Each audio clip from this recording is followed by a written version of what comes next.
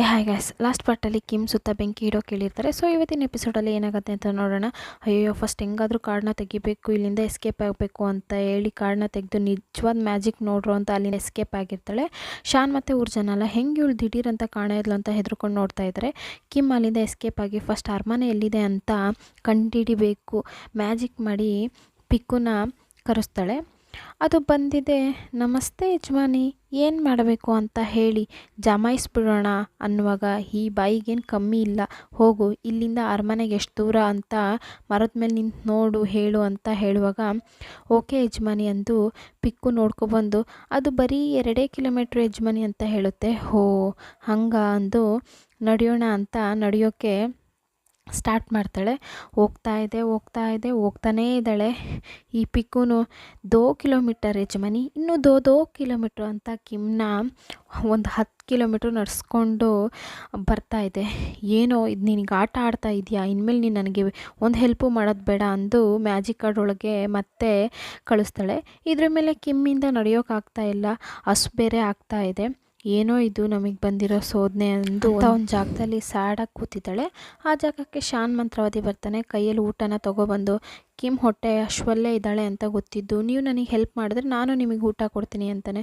ಸರಿ ಹೇಳು, ಕೈಯಲ್ಲಿ ಊಟ ಕೊಟ್ಬಿಟ್ಟು ಹೇಳು ಅಂತಾಳೆ. ಆವಾಗ ಶಾನ್, ನನಗೆ ಮ್ಯಾಜಿಕ್ಕೇ ಗೊತ್ತಿಲ್ಲ, ನಾನು 2 ಟ್ರಿಕ್ನ ಇಟ್ಕೊಂಡು ಜನನ ಏಮಾರಿಸ್ತಾ ಇದ್ದೆ. ಆದರೆ ಯಾರೋ ಕೊಟ್ಟು ಬಿಲ್ಡಪ್ಪಿಂದ ರಾಜ ರಾಣಿ ನನ್ನ ನೇರವಾಗಿ ಮೀಟ್ ಮಾಡೋಕ್ಕೆ ಅರಮನೆಗೆ ಬರೋಕ್ಕೆ ಹೇಳಿದ್ದಾರೆ. ನೀವೇ ದೊಡ್ಡ ಮನ್ಸು ಮಾಡಿ ನಿಮಗೆ ಗೊತ್ತಿರೋ ಮ್ಯಾಜಿಕ್ನ ನನಗೆ ಹೇಳ್ಕೊಡ್ಬೇಕು ಅಂತ ಕೇಳುವಾಗ ಕಿಮ್ ಯೋಚನೆ ಮಾಡ್ತಾಳೆ.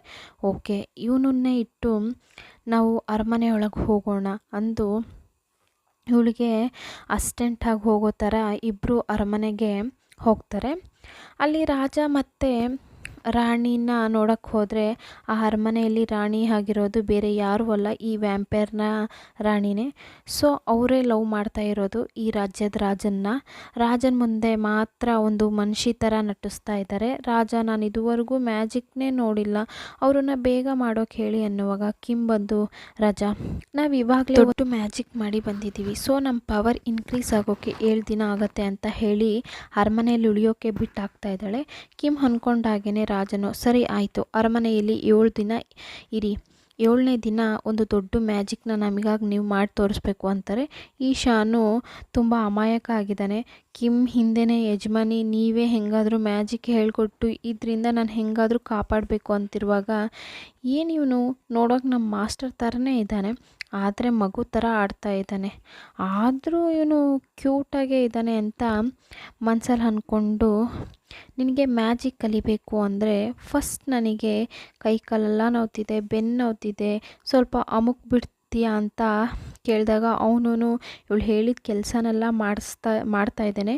ಅವನು ಕಿಮ್ಗೆ ಬೇಕಾಗಿರೋ ಎಲ್ಲ ಕೆಲಸನೂ ಮಾಡ್ತಾ ಇದ್ದಾನೆ. ಲಾಸ್ಟಲ್ಲಿ, ಯಜಮಾನಿ ನೀವು ಇನ್ನೂ ಒಂದು ಮ್ಯಾಜಿಕ್ನೂ ಹೇಳ್ಕೊಟ್ಟಿಲ್ಲ ಅನ್ನುವಾಗ ಇವನು ಬೇರೆ ದಾರಿನೇ ಇಲ್ಲದೆ ನಾವೇ ಕಾಡು ಉಜ್ಜಿ ಕಾಲಕ್ಕೆ ಓಡಿಸ್ತಾ ಇದ್ದೀನಿ, ಇವನಿಗೆ ಬೇರೆ ಮ್ಯಾಜಿಕ್ ಹೇಳ್ಕೊಡ್ಬೇಕಾ ಅಂದು ಸುಮ್ಮನೆ ಚಿಕ್ಕ ಮಕ್ಳಿಗೆ ಹೇಳ್ಕೊಡೋ ಹಾಗೆ ಬೆರಳನ್ನ ಹಿಡ್ಕೊಂಡು ಶೋನ ತೋರಿಸ್ತಾ ಇದ್ದಾಳೆ. ಅದನ್ನು ಶಾನ್ ಆಹಾ ಓಹೋ ಅಂತ ನೋಡಿ ಅದೇ ಥರನೇ ಮಾಡೋಕ್ಕೆ ಟ್ರೈ ಮಾಡ್ತಾ ಇದ್ದಾನೆ.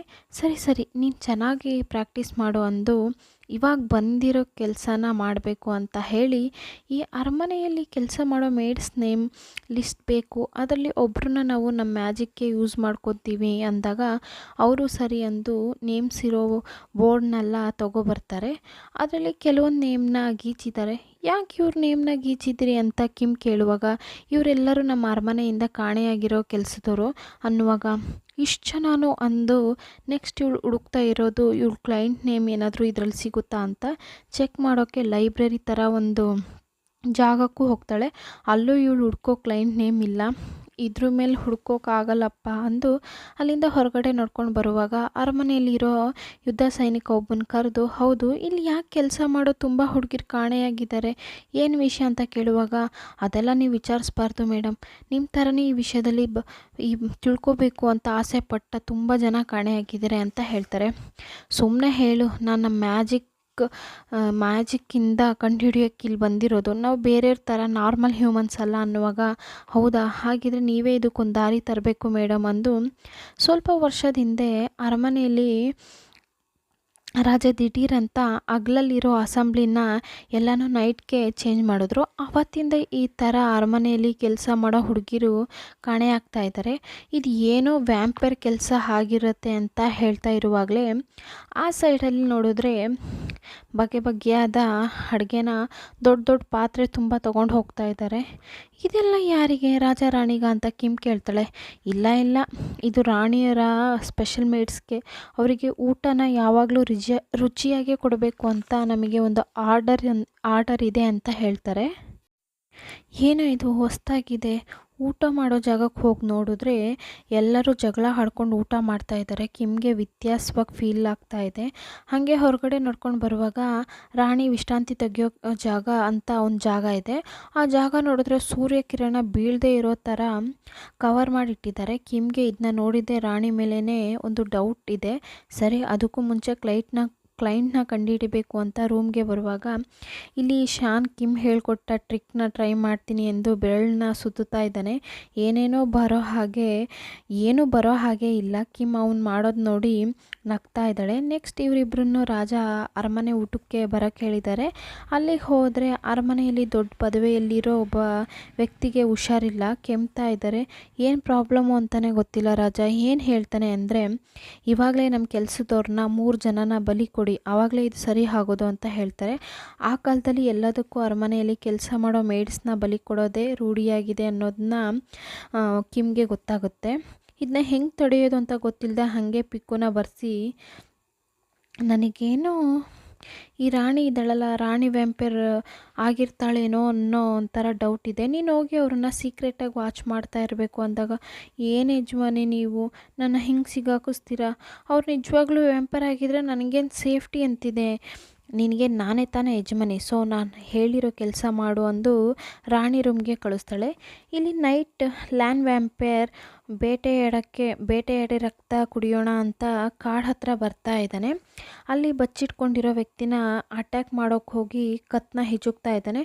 ಅವನು ಏನಂದರೆ ದಿಢೀರಂತ ವೇರ್ವುಲ್ಫಾಗಿ ಚೇಂಜ್ ಆಗ್ತಾ ಇದ್ದಾನೆ. ಗೊತ್ತುಕೊಂಡ್ರು ನೀವೇ ಅಂತ. ವ್ಯಾಂಪೈರ್ ಅಟ್ಯಾಕ್ ಮಾಡುವಾಗ ಆ ಜಾಗಕ್ಕೆ ಇನ್ನೊಂದು ವೇರ್ವುಲ್ಫ್ ಬರುತ್ತೆ.